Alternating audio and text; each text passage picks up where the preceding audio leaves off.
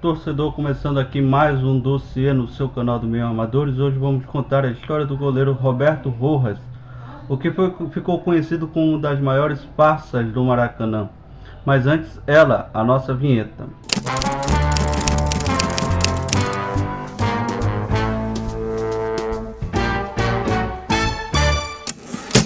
Goleiro Roberto Rojas começou sua carreira defendendo o União Avianeiros e depois se transferiu para o Colo-Colo. Com tanta destaque que teve o goleiro chileno, ele logo foi para o São Paulo defender as cores do tricolor do Morumbi.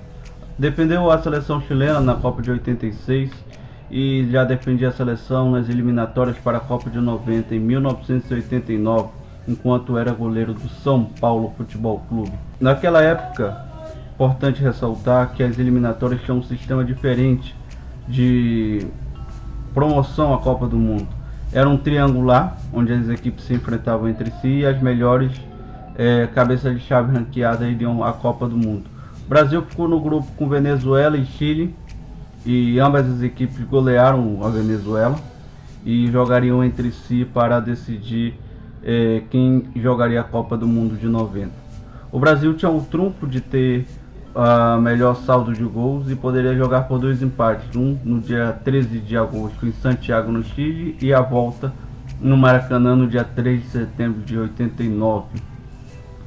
A seleção brasileira no Chile, no primeiro jogo, conseguiu um empate heróico em 1-1, já que antes da partida o atacante Baixola Romário foi mordido por um jogador da seleção chilena e tomou um cartão amarelo antes mesmo de começar o jogo.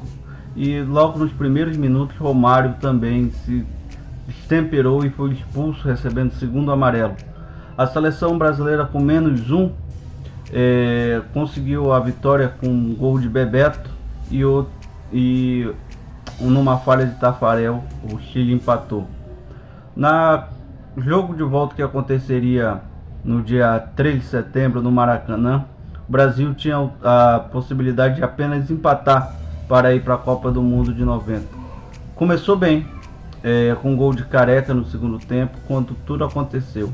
A então torcedora Rosemary Melo, que depois acaba virando modelo, pousando para algumas revistas masculinas, atira um sinalizador da Marinha em direção ao gramado.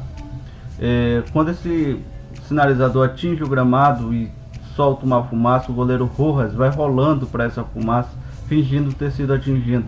Logo entra o médico em campo e o atacante e o seu colega de equipe acaba encobrindo a câmera que pegava toda a cena lá, enquanto o goleiro Rojas tirava uma navalha de sua luva e cortava o seu supercílio. Logo o sangue ficou aparente e deu a entender-se que ele tinha sido atingido pelo sinalizador. A seleção do Chile se retirou em campo e num ato que ele mesmo conta nessa entrevista. Você entra no sistema... Veio o sinalizador na tua direção? Não, mas isso aí é uma história aí difícil de explicar, porque é uma história que eu nunca tive vinculado com esse tipo de situação. Sim. Lo que a gente... Eu pessoalmente, uma pedrada, uma pilha, porque já tinha acontecido com nós, contra o Uruguai na outra eliminatória atrás, e isso acontecia normalmente. Se você vai jogar uma Copa América ou um jogo de Copa Libertadores, até hoje existe isso aí. Que os caras jogam. Naquela época não tinha nem proteção, nada. E os juízes faziam que não enxergavam nada. Então, era uma coisa absurda. Aí, o momento estúpido que o ser humano tem, e falou assim, não, aqui eu tenho que fazer alguma coisa para ter uma possibilidade de um terceiro jogo, em campo neutro. Em campo neutro. Mas só que foi uma coisa individual, não foi coletiva, não foi pensada pela federação, por ninguém. Até porque as punições foram diferentes, né? Bom, depois de tudo isso acontecer, logo a seleção brasileira, na forma dos seus dirigentes, começa a procurar algumas alternativas para burlar ou tentar evitar a desclassificação. Como disse o próprio goleiro Rojas, a tentativa era apenas de ir para um campo neutro. Não tinha a tentativa de eliminar a seleção brasileira. Então dirigentes da seleção brasileira buscam repórteres ali. Lembrar que é 1989, a tecnologia não era tão avançada, não havia tantas câmeras assim. Quando acham um hermano, um fotógrafo argentino que prestava serviços para uma revista japonesa de esportes, e ele acreditava ter tirado a foto no exato momento em que o sinalizador atinge o gramado. Lembrar que em 89, então, esse fotógrafo foi levado para uma editora da revista Abril, próximo ao Maracanã, onde ele revelou as fotos ali em mais ou menos 1-2 horas, e aí deu para ver o exato momento em que o sinalizador é atingido o gramado. Chega a ser quase 3 metros longe do goleiro Rojas, e ele tempo depois acaba sofrendo aí a punição de ser excluído do futebol, como ele mesmo fala nessa entrevista.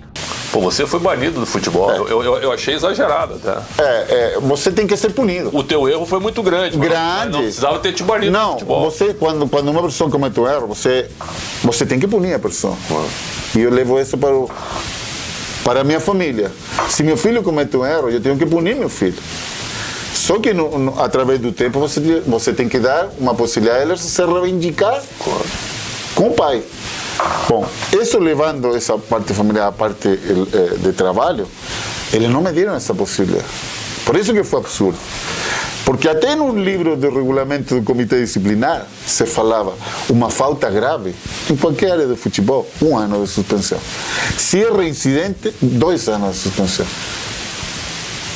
A partir dessa época comigo, o livrinho do comitê disciplinar mudou. Sim. Mas só que mudou para alguns jogadores só. Porque eu nunca fui mais reincidente. Nunca fui mais. Agora, teve um jogador a nível mundial que foi reincidente. Era uma falta muito grave. Qual? Maradona. Maradona, verdade.